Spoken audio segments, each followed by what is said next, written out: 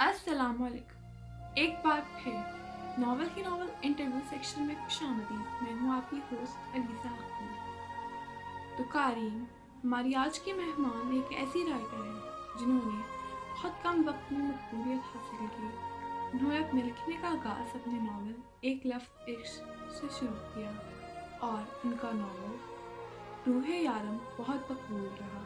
तो हमारी आज की मेहमान है अरीज शाह। तो चलिए अब हम अरीज की तरफ चलते हैं। अस्सलाम वालेकुम अरीज। सबसे पहले तो अपने कीमती वक्त का बहुत बहुत शुक्रिया। कैसी हैं आप? अल्लाह का करम है, अल्हम्दुलिल्लाह मैं बिल्कुल ठीक ठाक। इससे पहले कि हम सवालों जवाब का सिलसिला शुरू करें, अगर आपने अब तक हमारा YouTube चैनल सब्सक्राइब नहीं किया तो सबसे पहले YouTube चैनल नॉवल सब्सक्राइब करें और साथ बेल आइकन वाले बटन को दबाएं ताकि हमारी आने वाली हर वीडियो की नोटिफिकेशन आपको मिलते रहे। तो अब हम अपनी मेहमान की तरफ बढ़ते हैं। तो अरीज, आप बताएं आपका असली और कलमी नाम क्या है? मेरा असल नाम अरीज शाह है और कलमी नाम भी अरीज ही है। आपकी डेट ऑफ बर्थ क्या है? मैं 12 दिसंबर 1999 में पैदा हुई थी। आपकी क्वालिफिकेशन क्या है? मैं 3rd ईयर की स्टूडेंट हूँ। आप पाकिस्तान के किस शहर में रहती हैं? मैं पाकिस्तान से नहीं, डियर आज़ाद कश्मीर मीरपुर से हूँ। खैर वो भी पाकिस्तान में ही आता है। आप शादीशुदा हैं, मम्मीशुदा या सिंगल शुदा? मैं सिंगल हूँ। आपके नाम का क्या मतलब है और इसका आपकी शख्सियत पर कितना असर होता है? मेरे नाम का मतलब है माल्टे के पौधे के फूलों से आने वाली खुशबू। मेरे नाम के मतलब का मेरी शख्सियत पर कोई असर नहीं पड़ता। आप फितरतन गुस्से वाली हैं या हंसमुख? नहीं, मैं बहुत लाइट तबीयत की हूँ। मुझे बिल्कुल गुस्सा नहीं आता और अगर कभी गुस्सा आ भी जाए तो कोई फ़ायदा नहीं, क्योंकि घर में सबसे छोटी हूँ तो मेरे गुस्से की कोई अहमियत नहीं।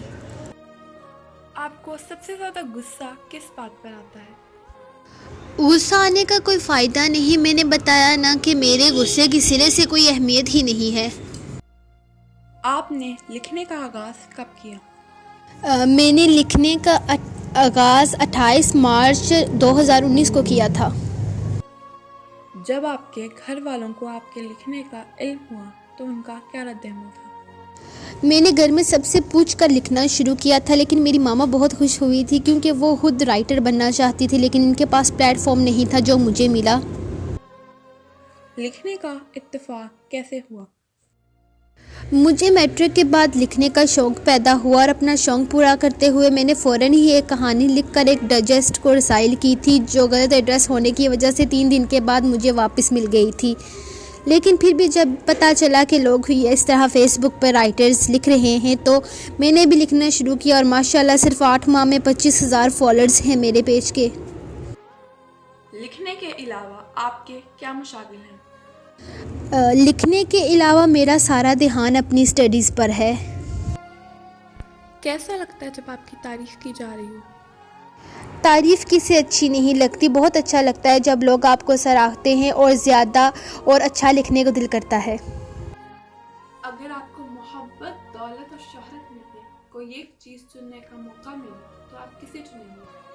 मेरे ख्याल में ये तीनों चीज़ें अल्लाह की हैं और वो जिसे चाहे बेहद नवाजेगा, जिसे चाहे इसे शोहरत देगा, जिसे चाहे इसे दौलत देगा। और जहाँ तक सवाल है, मुझे नहीं लगता कि फ़िलहाल इन तीनों चीज़ों के बारे में सोचने का वक्त आया है। आपकी पर्सनालिटी की खास बात क्या है? इसका जवाब बहुत फ़नी है। मुझे मेरी पर्सनैलिटी में कोई ख़ास बात नहीं लगती। मैं बिल्कुल आम इंसान हूँ। कभी किसी पॉइंट पर आपने ऐसा सोचा कि अब मज़ीद नहीं लिखना? अभी तो लिखना शुरू किया है, फ़िलहाल ऐसा कोई वक्त नहीं आया। आपके ख्याल में एक अच्छी राइटर बनने के लिए क्या ज़रूरी है? मेरे ख्याल में एक अच्छी राइटर बनने के लिए सबसे ज़रूरी ये चीज़ है कि आप ख़ुद को अच्छा समझें। अगर आप अपनी नज़रों में एक अच्छी राइटर हैं तो आपको किसी दूसरे के ओपिनियन की ज़रूरत नहीं। आप अपनी एक अच्छी और एक बुरी आदत बताएं। मेरे ख्याल से मेरी अच्छी आदत ये है कि मैं किसी भी अनजान इंसान से फ़ौरन जान पहचान बना लेती हूँ, फ़ौरन इसकी दोस्त बन जाती हूँ। और बुरी आदत ये है कि मैं बात जल्दी दिल पे ले लेती हूँ। एक बार अगर मुझे किसी की बात बुरी लग जाए तो मैं ज़िंदगी भर इसकी तरफ नहीं देखती। आप अपनी कामयाबी का क्रेडिट किसे देना चाहेंगी? कामयाबी का क्रेडिट तो सबसे पहले अल्लाह को और अल्लाह के बाद मैं अपनी मामा को देती हूँ। रीडर्स के लिए कोई पैगाम? बस यही कहना चाहती हूँ अपने रीडर से कि कहानी को कहानी समझकर पढ़ा करें, ज़्यादा दिल पे मत लिया करें। ये सिर्फ एक फ़र्ज़ी कहानी है, हकीकत से इसका कोई ताल्लुक़ नहीं। होना वही है जो अल्लाह की ज़ात चाहती है। बस हमें पॉजिटिव सोचना चाहिए, अल्लाह सब बेहतर जानता है। कारीन, हम अरीज शाह से बात कर रहे थे। मुझे पर्सनली इनसे बात करके बहुत खुशी हुई और मुझे उम्मीद है आपको भी इनके बारे में जानकर खुशी होगी। मैं किसी नए मेहमान के साथ हाजिर होती रहूँगी। तब तक के लिए अपना ख्याल रखिए।